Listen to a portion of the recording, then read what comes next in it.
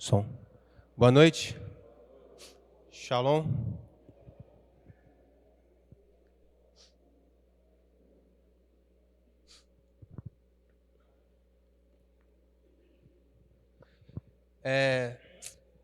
Para quem não me conhece, meu nome é Eric. Eu cheguei aqui no seminário em 2019, me formei em 2021. Cheguei casado com a Gabi, a secretária de vocês aí. Chegamos casados, graças a Deus aqui a gente está desenvolvendo. Tivemos o nosso primeiro filho aqui. Acredito que o segundo, o terceiro vai ser aqui também, graças a Deus. O Noah está no meio de vocês aí. Amém? Esse lugar tem sido uma bênção na minha vida. E eu tenho certeza que vai ser na vida de vocês também, tem sido na vida de muitas pessoas. Amém? Vamos orar? Feche seus olhos, em nome de Jesus. Pai, nós queremos te agradecer por esse momento. Pedimos que o teu Espírito venha falar aos nossos corações. O Senhor sabe da necessidade de cada um aqui. Que o Senhor venha ministrar aos nossos corações, Pai, segundo a nossa necessidade, Deus. Em nome de Jesus, abençoa esse momento para construir em nós, Deus, o Senhor, Pai. No nome de Jesus, amém. Trabalhando na Praia do Morro, a gente trabalha lá vendendo produto de limpeza. É muito comum a gente lidar com o cliente, né? É gostoso você lidar com o cliente, né? E o pastor Giovanni Cruz, ele costuma ensinar muito pra gente que trabalhar na rua é como se fosse uma igreja, né? Você lida com várias coisas. Você lida com dinheiro, você lida com cliente, gente boa, com cliente chato. E ali a dinâmica é muito interessante. E uma das preocupações que eu procurei desenvolver na rua foi de não só vender o produto, mas sempre que tiver uma oportunidade de falar de Jesus. E nem sempre foi assim, no início era só vender, mas graças a Deus foi algo que aqui eu fui aprendendo, fui me despertando, né? Sempre uma oportunidade para falar de Jesus. E nessas daí, um dia a gente atendeu uma cliente, e aí ela demonstrou interesse de abrir um grupo caseiro na casa dela, Dona Jandira, seu Antônio. E é interessante que algumas pessoas do seminário faziam um grupo lá. E aí, pelo seminário ser como é, a dinâmica, o pessoal precisou voltar para casa, e aí o grupo fechou. E aí a gente foi atender ela começou a falar, e ela começou a demonstrar o interesse da gente voltar com o grupo, né? E aí nós reativamos o grupo na casa dela, e aí todo domingo a gente está lá, a gente começou com um grupo caseiro de 2 até as 3, mais ou menos. E aí uma filha dela falou assim, não tem como vocês fazerem mais tarde, não, porque eu quero participar também. Aí agora é de 3h30 até mais ou menos 4h30, 5 horas, né? E aí quando ela demonstrou esse interesse em abrir o grupo, eu fiquei pensando assim, cara, sobre o que a gente vai falar para ela, né? E a primeira coisa que veio na minha cabeça, cara, eu vou estudar um pouco sobre o livro de João e vou falar sobre João no grupo. Por quê? Porque na rua é muito comum, cara, eu chegar para uma pessoa assim várias vezes, a pessoa tá fazendo uma coisa e fala, então, e Jesus? Cara, teve uma recentemente, a mais engraçada de todas até hoje. Eu parei ali no Bar do Galo, eu fui atender a cliente, e aí quando eu passei assim, tem uns produtos que a gente vende, elas olharam assim, nossa, esse produto voltou e tal. Eu falei, voltou.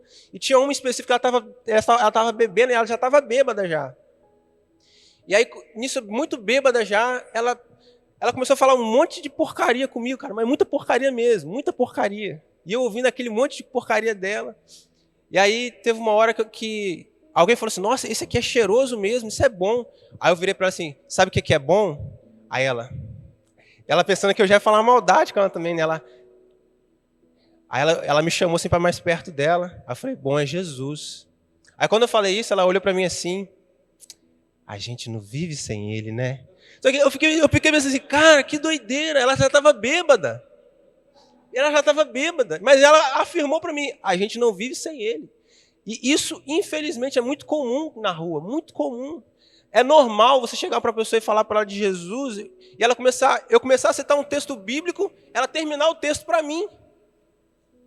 É normal, é comum na rua, o pessoal vê o carro assim de sabão, aí, pastor Giovanni, conhece? Aí começa a falar o nome de todos os pastores. Eu falei, conheço. Pastor, aí começa a falar dos apelidos, tudo, a gente descobre tudo assim. Aí teve um recentemente, até falei com o pastor. Ah, fala que eu posso me ajudar, cara. Eu falei, como é que é o seu nome? Fulano de tal. Aí fui falar com o pastor, falei com o Bill. Aí, Bill. Aí eu falei, nossa, isso é comum. Mas também é muito comum a gente estar na rua, a pessoa, lá do SDC? É. Aí a pessoa comprar um produto, comprar outro, por causa do testemunho também. Mas a minha preocupação quando a gente abriu o grupo foi, cara, eu preciso de alguma maneira mostrar para eles quem é Jesus. Porque é isso que vai mudar a vida deles. Não é as minhas experiências, é Jesus. E eu comecei a ler João. E eu acho que eu já estou uns meses aí em João. E, cara, como que a Bíblia é impressionante. Toda hora um negocinho novo. Tem coisa que eu li assim e falei, cara, estava aqui mesmo? E aí, eu tenho sido muito edificado pelas minhas leituras de João. Então, eu queria convidar você para abrir sua Bíblia em João.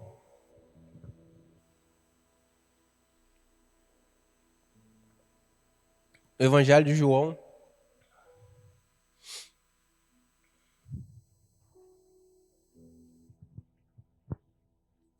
Vamos ler alguns textos aí do Evangelho. É aquilo que Deus tem ministrado ao meu coração. Tem falado muito comigo aí. O pessoal que me cerca, que anda comigo, toda vez que estou na conversa, sai o Evangelho de João. Graças a Deus. Eu queria primeiro ler o João 1, do 1 ao 3 e o 14. João 1, do 1 ao 3 e o 14. Diz assim: em princípio era o Verbo, e o Verbo estava junto de Deus, e o Verbo era Deus. Este existia no princípio com Deus. Por meio dele foram feitas todas as coisas, e nada do que havia sido feito se fez sem ele. E agora o verso 14. E o Verbo se fez carne, e habitou entre nós. E contemplamos a sua glória, glória como do unigênito do Pai, cheio de graça e de verdade. E aí, primeiro eu gostaria de falar para vocês o que Jesus não é. Que é interessante, eu não sei se você já se depararam com essa situação, mas de você falar de Jesus para uma pessoa, igual essa mulher que eu falei de Jesus para ela, e ela falar assim, a gente não vive sem ele. E eu fiquei pensando, cara, Jesus, ele não é um amuleto, por exemplo. Ele não é um amuleto. É muito comum você andar na rua, ver um carro lá, esse carro pertence a Jesus, ou uma camisa com adesivo de Jesus, alguma coisa, né? E aquilo é meio que um amuleto ali, ou aquela Bíblia aberta ali num determinado livro da Bíblia, e aquilo meio que vira um amuleto para a pessoa. E eu tenho, às vezes, um hábito de atender um cliente e falar assim, cara, Deus te abençoe. Só que eu já percebi que para alguns clientes isso é ruim falar, porque para ela é um amuleto isso daí. Ela acha que vivendo do jeito que ela está vivendo, da maneira como ela está vivendo, Deus tem condições e Deus vai abençoar todos os passos dela, mesmo ela vivendo em plena desobediência e rebeldia. Eu fiquei, cara, como que essa pessoa desenvolveu esse pensamento a respeito de Jesus? E infelizmente ele tem sido muito comum na nossa cultura, pelo menos no Brasil. E Jesus ele não é um amuleto da sorte, sabe? Você fica ali, aí sangue de Jesus tem poder. Claro que em seus momentos tem os seus efeitos, mas não é esse o principal alvo de Jesus. E eu também percebi que Jesus ele não é mais um personagem histórico. Jesus não é mais alguém que marcou a história. Jesus não é mais uma pessoa que está lá, né, como foi Buda, que de alguma maneira mudou alguma coisa com os pensamentos, com ideias. Mas Jesus ele não é só esse cara. Ele existiu na história, mas ele não é só isso. E é interessante, se você for ler João 8,48, por exemplo, para os fariseus, Jesus ele era um endemoniado. Olha que doideira. Mas os próprios fariseus falavam que Jesus tinha demônio. Então, mas eles estavam perto do próprio Jesus, e olha a ideia que eles desenvolveram a respeito do próprio Jesus. Rapaz, você é um endemoniado. Então eu fico pensando, às vezes, você está tão perto de Jesus, mas a sua concepção sobre ele é tão errada. Jesus estava andando ao lado dos fariseus, mas eles não conseguiam ver quem era Jesus de fato. Para eles, Jesus era mais um endemoniado, talvez era um profeta, mas eles não conseguiam ver claramente quem Jesus era. E uma das coisas que Deus ministrou muito no meu coração, no Evangelho de João, é o estado do meu coração em relação a Jesus. Você e eu nunca vamos conseguir ver Jesus com o coração duro. Impressionante, eu acho isso. Uma vez eu ouvi o pastor Giovanni falando um negócio, e aquilo, assim, para mim foi uma chave que desbloqueou muita coisa na minha cabeça. Ele falou bem assim, ele falou isso com outra pessoa, né? Ele falou, sabe por que Deus nunca falou com você antes? Eu esperava, assim, uma revelação, né? Aí ele falou assim, porque você nunca quis ouvir. E eu parei assim, cara, que simples. Mas é exatamente isso. Jesus pode estar na sua frente, mas talvez você pode não querer ouvir ele. E ele não vai falar. Não adianta. Porque em diversos momentos você vai lendo no Evangelho de João, Jesus ele se revelando e ele se manifestando. Mas os fariseus eles afirmavam que aquele homem ele não vinha da parte de Deus. E tem um momento assim para mim que é um clímax no livro de João que eu fico assim, cara, como que isso é possível? É no momento que Jesus ele ressuscita Lázaro. Cara, eu fico pensando assim a cena, Jesus ressuscitando Lázaro, sabe? Lázaro vem para fora e a próxima atitude dos fariseus, rapaz, vão matar ele. Cara, que loucura! Vão matar ele. Vão matar Lázaro. Por quê? Porque a notícia estava se divulgando, tinha um monte de pessoas se convertendo, um monte de pessoas entregando a vida para Jesus. Eu falei, pai, vamos matar esse cara. Eu fiquei, cara, é impressionante como com uma pessoa com coração duro, ela nunca vai conseguir ver Jesus, mesmo ele estando do lado dela. Isso para mim ficou muito marcado. E aí eu comecei a perceber as coisas que Jesus é. Isso que ficou muito vivo, cara. Isso é muito interessante. E aí João ele vai começar, né? No princípio era o verbo, e o verbo estava junto de Deus, e o verbo era Deus. Esse existia no princípio com Deus. Por meio dele foram feitas todas as coisas, e nada do que havia sido feito se fez sem ele. Aí ele começa a revelar quem é Jesus para nós. E eu acho isso fantástico. Porque teve uma galera que começou a falar várias coisas a respeito de Jesus nessa época, e falar o que Jesus não tinha vida em carne, tá, um monte de ideia. E aí João ele se preocupa em mostrar, né? Essas coisas eu vos escrevo para que creiais que Jesus Cristo é o Filho de Deus.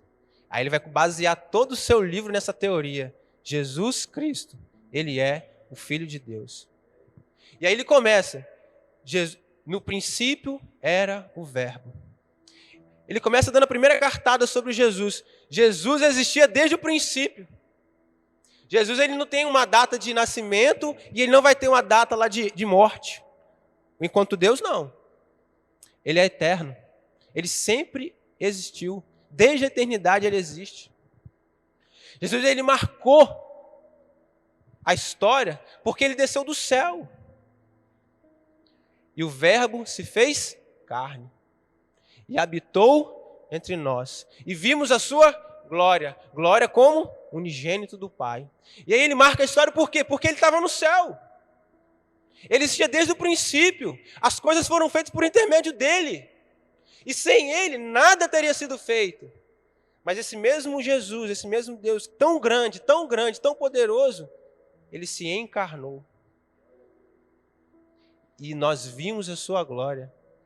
Glória como do unigênito do Pai. Tanto é que Filipe chega para ele, Deus, Jesus, mostra-nos o Pai, isso basta.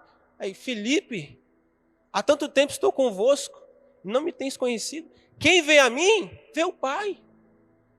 Ele revelou, ele se manifestou. Então Jesus ele é o próprio Filho de Deus. E é interessante que uma coisa é o que as pessoas dizem sobre você. Outra coisa é o que o céu diz sobre você. Olha que interessante. Quando Jesus é batizado em Lucas 21, 22, se eu não me engano. Lucas 3, 21, 22.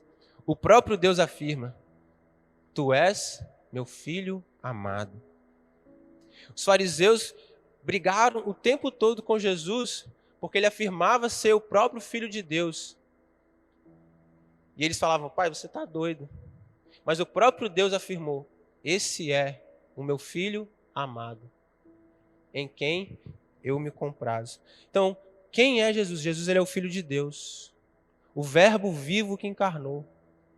E aí, eu fiquei pensando, Aí o texto vai te fazer uma pergunta. Uma pergunta vai surgir no meio disso. Por quê? Por que esse Deus tão grande, esse Jesus tão grande, ele precisou encarnar? Por que Jesus teve que encarnar? Porque ele estava na eternidade. E aí você vê que o João, ele vai mostrar o nosso problema, o nosso maior problema. Qual é o maior problema do homem? É a ausência do Espírito de Deus nele. É o maior problema da humanidade. Porque com o pecado, a primeira situação que aconteceu, você vê isso claramente em Gênesis. Deus falando para Caim: se procederes bem, não é certo que serás aceito? Então agora começa a existir no homem aquilo que não existia no jardim. Essa briga entre fazer o certo e fazer o errado. Entre fazer o certo e o errado. Essa briga no homem, essa luta interior, essa guerra interior de vou fazer o bem, mas tem o mal aqui agora. E essa briga interna. E quem resolve esse problema? No jardim era o Espírito. O Espírito governava a vida do homem de tal modo que não existia essa ideia na nossa cabeça do mal, do errado. Agora com o pecado, não. Com o pecado, isso é afetado. Com o pecado entrando no mundo, o Espírito de Deus agora ele passou a ter ele não habitar mais em nós. E aí João ele vai mostrar que o nosso maior problema é que o Espírito de Deus não habita em nós.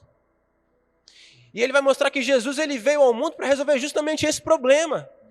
Para proporcionar um meio do Espírito voltar. É por isso que ele encarnou. O Espírito precisava voltar.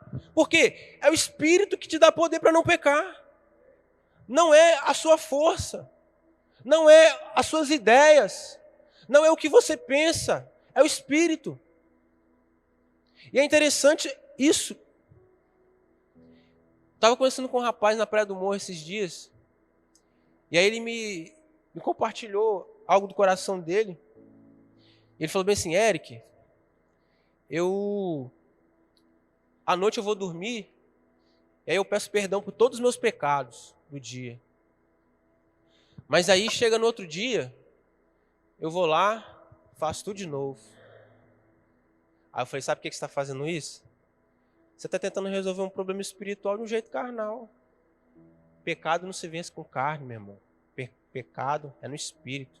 É o Espírito de Deus que vai te dar poder para você não pecar. E aí não tem como. A chave para você parar de pecar é o Espírito de Deus habitando dentro de você. E o Espírito de Deus só habita em você quando você crê em Jesus. É só quando esse Jesus que está no adesivo, sai do adesivo e entra no seu coração, que o Espírito entra dentro de você. E aí você recebe um poder. E esse poder não é daqui, é do céu. Para você não viver mais escravo do pecado. E aí, o maior problema da nossa vida está solucionado. Nós agora vamos receber um poder para a gente não ser mais escravo do pecado. Porque todo aquele que comete pecado, que pratica o pecado, ele é o quê? Ele é um escravo do pecado. O pecado domina ele, o pecado governa a vida dele. E ele não consegue sair daquilo. Ele pode parar de fazer, mas a intenção do coração dele sempre continua errada. Porque é o Espírito que alinha a nossa intenção. Então, muitas vezes, a moral, ela vai julgar a ação. O Espírito, ele pesa a intenção. E aí, externamente pode ser lindo, mas internamente pode ser podre. E aí o Espírito vem. É só através do Espírito. Jesus, ele veio, Jesus, ele encarnou, porque nós precisávamos do Espírito. O Espírito precisava habitar em nós. E aí você vai ver que Jesus ele falou isso várias vezes. Por exemplo, abre comigo em João 12, por favor. João 12, 27.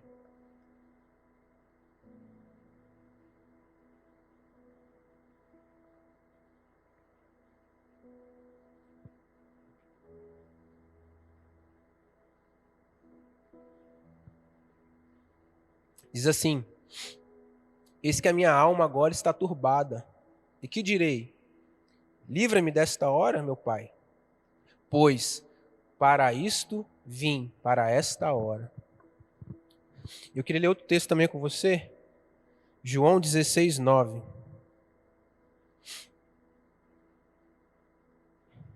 João 16, 9. Diz assim: do pecado, porque não creem em mim. E aí Jesus ele traz duas verdades muito claras à tona. Jesus ele veio ao mundo justamente com esse propósito. Qual o propósito? De libertar o homem, de proporcionar o Espírito de Deus habitando dentro dele. Por isso, que qual é o pecado da humanidade? É não crer nele.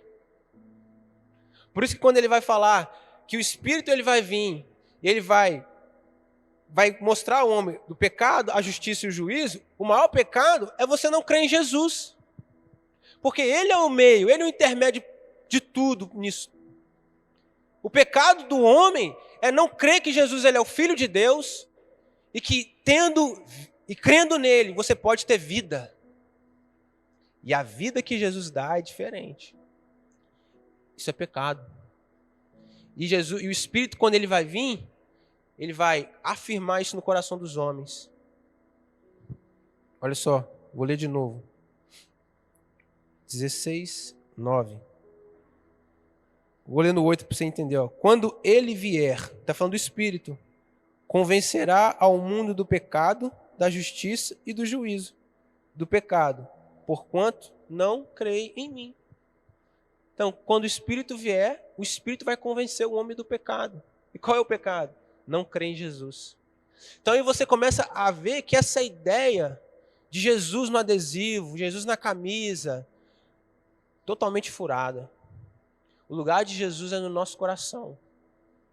E enquanto esse Jesus não estiver no meu e no seu coração, o alvo pelo qual ele veio ao mundo ainda não se cumpriu na sua vida e na minha vida. Eu e você precisamos crer que Jesus ele é o Filho de Deus. E crendo nele, nós vamos ter vida. E se eu e você nós não crermos, nós estamos debaixo de pecado. Porque nós não cremos. E sabe o que é mais interessante? As evidências estão aí. O testemunho deles, o testemunho do Marcelo dela, cara. Eu estava ali atrás com meu filho, eles dando testemunho de como ela engravidou. Na hora que ela falou, que ela começou a narrar o testemunho dela. Eu falei, cara, que alucinante. Mas sabe o que eu fiquei pensando depois? Se uma pessoa tiver com o coração duro, ela não consegue ver esse milagre que Deus fez. É impressionante. Se você tiver com o coração duro para Jesus, você não consegue ver um milagre na sua cara. E é interessante o seminário. Todo dia, cara, tem um negocinho diferente. Todo dia. Eu lembro uma reunião aqui de segunda-feira. E tem dia que você acha que você está quase flutuando espiritualmente, né? Aí o pastor Jovem falou um negocinho, eu falei, falou outro, falou outro, Graças a Deus, sempre tem alguém para apertar você. Você sempre fica assim, o que eu vou fazer agora? De onde é que eu vou tirar? Porque você está ouvindo. Aqui não é lugar de ficar quieto, de ficar parado, de ficar em paz. Você sempre está ouvindo alguma coisa para renovar a sua mente, para mudar. Só que, se você tiver com o coração duro, Jesus vai ficar na camisa. A mensagem vai ficar no boné. Mas não vai penetrar onde ela tem que penetrar. E o alvo do Evangelho de João é que essa mensagem penetre no seu coração e no meu coração. A mensagem tem que entrar. Porque é entrando a mensagem de Deus que você vai ter vida. Que você vai ter paz. Que você vai ser cuidado pelo bom pastor. É só quando isso acontecer. E aí você vai ler em João 16:10 o seguinte. Ele vai falar assim, João 16:10. Da justiça, porque eu vou para o meu Pai, e não me vereis mais. E aí você olha para Jesus e você vê que em Jesus toda a justiça de Deus foi satisfeita. Não há necessidade de um outro mediador. Não há necessidade de um outro nome. Não há necessidade de uma outra pessoa. É Jesus. É através de Jesus. É a pessoa de Jesus. Não tem necessidade. Ele cumpriu toda a justiça. E a maior evidência disso é que ele ressuscitou. Se a justiça de Deus não tivesse sido satisfeita, ele não tinha ressuscitado. Então, a evidência está aí. Ele ressuscitou. E ressuscitando, ele mostrou para mim e para você que ele cumpriu toda a justiça de Deus. E o que isso significa para mim e para você? Que você pode crer nele. Que você pode acreditar nele. Que você pode depositar nele a sua esperança. Que você não vai ser enganado. Que você não vai ser iludido. Mas se o seu coração estiver duro para Jesus, você não vai conseguir ver. E uma outra coisa. João 16, 7. João 16, 7. Mas eu vos digo a verdade. Convém a vós que eu vá. Porque se eu não for, o ajudador não virá a vós. Mas se eu for, o enviarei a vós. Jesus teve que ir, porque o Espírito tinha que vir. Ele foi para o Espírito vir. O Espírito vindo, veio o poder para nós testemunharmos. É disso que nós precisamos. E aí eu queria ler alguns textos com vocês rapidamente. De algumas coisas que ficaram bem legais aqui. Na verdade, não precisa ler não, senão vai ficar muito grande. Eu só vou citar algumas coisas. Por exemplo, em João 2, João ele faz questão de mostrar quem é Jesus. E cada detalhe no livro de João é proposital. Eu não sei se você já pensou, por que ele inicia os milagres no vinho? E aí João faz questão de mostrar, Jesus ele é o bom vinho. Até agora tiveram os profetas, Jesus não, Jesus é o melhor. Depois, Jesus, em João 4, Jesus ele é o doador da vida.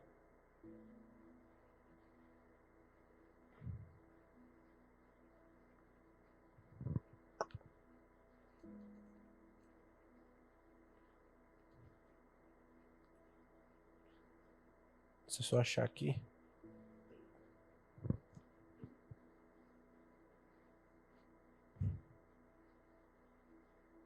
Isso. E aí João vai mostrar depois. João vai mostrar. Jesus ele é a água viva. Com a mulher samaritana. Se você soubesse quem te pede água, eu te daria água viva. Água viva. Jesus ele é a fonte de água viva. Ele é a fonte.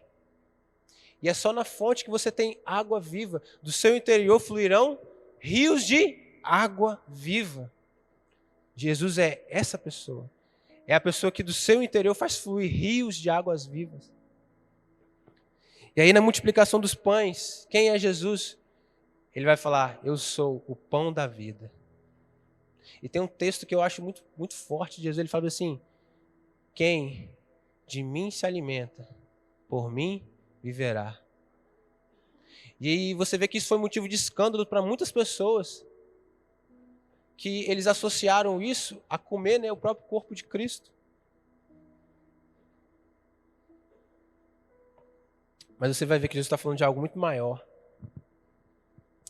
Quem de mim se alimenta, por mim viverá. Jesus ele é o pão da vida. E aí em outro momento, na festa dos tabernáculos, no ápice da festa, Jesus vai virar e vai falar bem assim, eu sou a luz do mundo. Então você percebe, João vai mostrando quem ele é o tempo todo. Eu sou a luz do mundo. E agora ele vai começar a fazer uma associação entre a luz e as trevas. Quem anda comigo está na luz. Quem não anda está nas trevas. Anda de dia enquanto você vê a luz. Não anda de noite porque é trevas. Ele é a luz do mundo. Mas quem não o aceita anda na escuridão, anda nas trevas. Em outro momento, em um texto que eu gosto muito, Jesus ele vai se mostrar como o bom pastor. Eu sou o bom pastor. As minhas ovelhas ouvem a minha voz e me seguem. E aí, tudo isso é o que João ele vai tentando mostrar ao longo do seu evangelho. Quem é Jesus? Quem é Jesus? E aí, para mim, uma das coisas que ficaram mais marcantes é quem é Jesus, o que ele fez, e aí parece que tem uma resposta assim, e você? O que você vai fazer agora?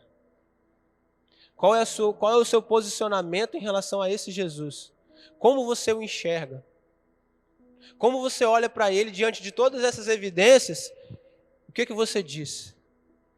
Você crê que ele é o Filho de Deus? Ou para você esse Jesus é mais um personagem? Ou para você esse Jesus é mais alguém na história? Sabe? Uma coisa interessante sobre Jesus, eu acho que um dos problemas que a gente está vivendo, principalmente com os jovens, nós jovens, é que a gente está muito sem identidade, sem propósito. Muito. Um monte de jovens sem identidade, sem propósito. E é interessante Jesus ele revelando a identidade e propósito dele. Sabe uma das coisas que ele fala? Porque eu sei de onde eu vim e eu sei para onde vou. Você quer recuperar a sua identidade? De onde você veio. E aí você começa a perceber um problema. E tudo, cara, essas coisas foram no Evangelho de João. Sabe qual é o problema? Eu tive esse problema. Uma aversão ao lugar onde eu nasci, a casa onde você veio. Uma aversão à sua parentela. Aí você queria que seu pai fosse mais rico, queria que sua mãe fosse milionária, que você queria ter um empregado dentro de casa, você queria ter outro pai, outra mãe. Isso é ausência de identidade. E a nossa geração está cheia de gente assim, querendo ter outra vida, um outro pai, uma outra mãe, porque não está satisfeito com o que teve. Mas sabe o que é mais interessante? Que é aí que está a sua identidade. Eu sei de onde eu vim. De onde ele tinha vindo? Do céu. De onde você veio? Sua casa. É sua identidade. Não tenta fugir disso. É quem você é. Quando eu casei com a minha esposa, eu tive a brilhante ideia de tentar mudar ela. Fleumático até o zóio. E minha esposa era sanguínea. Primeiro dia de casado, ela acordou. Acho que ela levantou, sei lá, umas 5 da manhã, 5h30. Começou. A gente morava na frente do pastor Job. Lá, varreu a casa. Passou pano. Foi lá fora, lavou as vasilhas. Aí depois que lavou as vasilhas, voltou para dentro, pegou o café, fez a mesa. Aí quando eu abri o primeiro olho, ela estava pintando a parede. Aí depois estava tirando as poeiras do teto. E eu tentando, já tinha acordado, mas tentando cochilar. E eu lá pelas 6. A primeira espreguiçada para levantar. Beleza, levantamos, vamos pro devocional. Devocional. Acabou o devocional. Fomos pro café. Ela, bem assim. Eu falei, ixi. Quem tá aí? E aí eu cometi o erro de fazer aquela pergunta. Não. O que aconteceu? Aí ela faz bem assim. Nada não. Aí eu, nada não. Aí eu fui, apertei mais um pouquinho. Mas, não, pode falar o que aconteceu. Ela, você não me ama. Aí eu, ixi, por quê? Você viu que eu levantei, passei roupa, tirei poeira, lavei vasilha, pintei a casa. Você nem levantar para me ajudar, você levantou. Aí eu falei assim, caraca, que doideira, velho. Ficou brolada comigo. No segundo dia, a mesma coisa.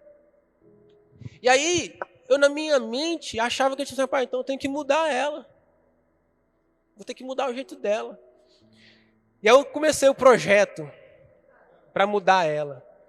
Cara, como é difícil, como é desgastante e como não dá certo. Ela continuou sanguínea. Tentei, assim, não consegui, graças a Deus. Sabe por que graças a Deus? Irmãos, eu fui escolher um título para mensagem. Eu acho que eu coloquei uns 3 ou 4 títulos, um mais sem graça que o outro. Falei, cara, fleumático não presta nem para colocar um título na mensagem, tudo sem graça. Tudo fleumático é sem vida, sabe? Sem cor o negócio. É. Fleumático feliz, triste, zangado, tudo a mesma cara. Cara, a Gabi, ela alegra a casa de um jeito. De um jeito. E o Nô puxou um pouco o temperamento dela, os dois alegram a casa assim que não dá pra você ficar triste, não. Eu acho que se eu tentasse mudar ela, minha vida ia ser chata pra caramba, porque ia ser os 3 assim de casa. Cara de nada. Mas eu tentei mudar ela durante muito tempo. Sabe o que eu tentei fazer com ela? Eu tentei roubar a identidade dela. Eu tentei roubar a identidade da minha esposa. Porque é exatamente isso que Deus quer usar na vida dela. Ele quer usar o jeito dela. Então sabe o que é? Identidade é no lar. É de onde nós viemos. De onde você veio. Essa é a sua identidade. Os costumes. As coisas que aconteciam em casa. É quem você é. E sabe qual é o nosso maior erro? Nós queremos mudar isso. A gente quer ser outra pessoa. Isso é ausência de identidade. E aí quando você perde identidade, sabe qual é a outra coisa que você perde de tábua? Propósito. Porque Deus não quer usar você de outro jeito. Deus quer usar você do jeito que você é. E aí Jesus ele vem e manifesta isso. Ó, presta atenção. Eu sei de onde eu vim. E eu também sei para onde vou. Se eu sei de onde eu vim, e eu sei para onde vou, eu sei o propósito. Eu sei porque eu estou aqui. Aí você matou a charada, você resolveu metade do problema da sua vida. Você não precisa ficar batendo cabeça. O que eu vim fazer aqui? Você entende o propósito. Você entendeu o propósito, você vive aqui de verdade. E aí eu comecei a entender por que o pastor Giovanni fala aquilo. Quando alguém vem assim, vamos abrir a casa de apoio? Não, vai você. Ele entendeu o propósito. Já era. E aí, sabe qual a coisa mais importante do propósito? Que é quando você entendeu o propósito, não tem mais preço. 10 mil, vamos lá para a igreja, não sei das contas. Não faz parte do propósito, não posso. Por quê? Você se encontrou. No meio de um monte de pessoas, você encontrou o seu propósito. Aquilo que você foi chamado para fazer, sua vocação, seu ministério. E aí, acabou. O maior dilema do jovem é aqui. O que eu estou fazendo aqui? Jesus está mostrando como nós resolvemos esse problema. Você sabe de onde você veio? Você sabe para onde você vai? Por isso assim, você fica pensando, o que eu estou fazendo aqui? É porque você luta contra de onde você veio. E você não sabe para onde você quer ir. Você perdeu o propósito. Quem sabe para onde vai, tem um propósito. Amém? Irmãos, era isso. São essas coisas que Deus tem ministrado no meu coração no Evangelho de João. Amém? Eu espero que de alguma maneira tenha agregado alguma coisa a vocês. Beleza? Deus abençoe. Haroldo.